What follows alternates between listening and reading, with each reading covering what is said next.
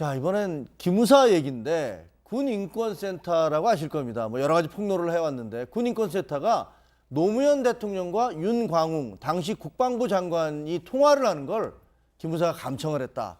이렇게 주장을 했습니다. 뭐 어떻게 보면 상당히 큰 얘기일 수도 있는데 국군 통수권자가 대통령인데 그 대통령에 대한 것들을 감청을 했다? 이게 무슨 얘기죠?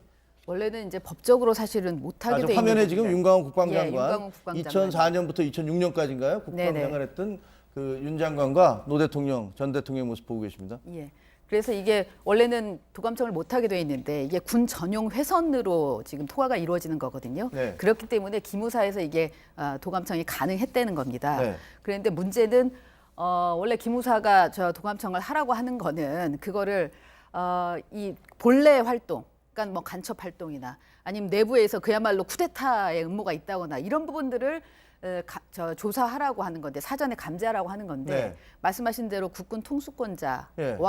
자신들의 상관이 국방부 장관이 어떤 얘기를 했는지를 계속 듣고 있었다는 거잖아요. 아니 국방장관이 자기 국군 통수권자인 대통령과 쿠데타 모의를 할 일은 없을 것이고. 그러니까요. 그러니까 이게 결국은 정치 군인화돼 있는 거고 그게 어떤 목적을 위한 거였는지 부분이 이제 나와야 되겠죠. 저게 그러니까 본래 검경은 감청을 하려면 법원을 통해서 영장을 받잖아요. 근데 영장을 발부받지 않고 감청을 할 수 있는 기관이 지금 국정원하고 기무사인 겁니다. 네. 그럼 그거는 어떤 경로를 통해서 할 수 있냐? 대통령의 승인으로 할 수 있는 거예요.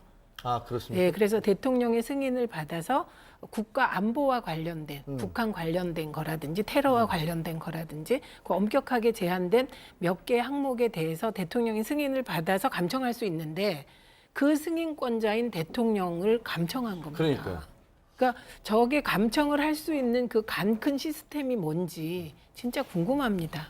저거는 그동안에 그렇게 했다는 얘기예요. 모아놨다가 본인들한테 불리한 게 있으면 분명히 작업을 했을 거고 네. 그렇죠? 불리한 쪽으로 뭐가 흘러가면은 정책적으로 방향을 바꾼다거나 아니면 사람을 바꾼다거나 본인들이 그 사람에 대해서는 인사 평점을 계속 올리잖아요. 그러니까 그런 걸로 영향을 미치고 그 다음번에 만약에 정권이 바뀌었을 때는 본인들이 쌓아놨던 그 정보를 가지고 그 다음 정권에 줄을 대거나 아니면 장사를 할 수 있는 그런 차원들로 활용되지 않았을까라는 그런 우려가 지금 나오는 말씀으로 거죠. 들어보면 이제 기무사가 정권 말기가 되면 저런 정보를 수집을 해놨다가 나중에 이제 정권이 바뀔 경우에 이제 대비해서 그런 작업을 한 게 아니냐 뭐 그런 말씀인데 그렇죠. 그런- 이게 지금 확인된 건 아니잖아요.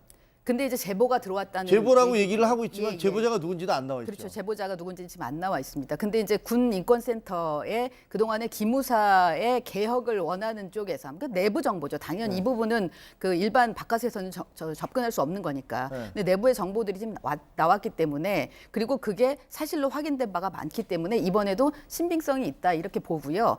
이제 이거는 신빙성이 아마 있다? 근거가 좀 더 나와줘야 되지 않을까라는 생각입니다.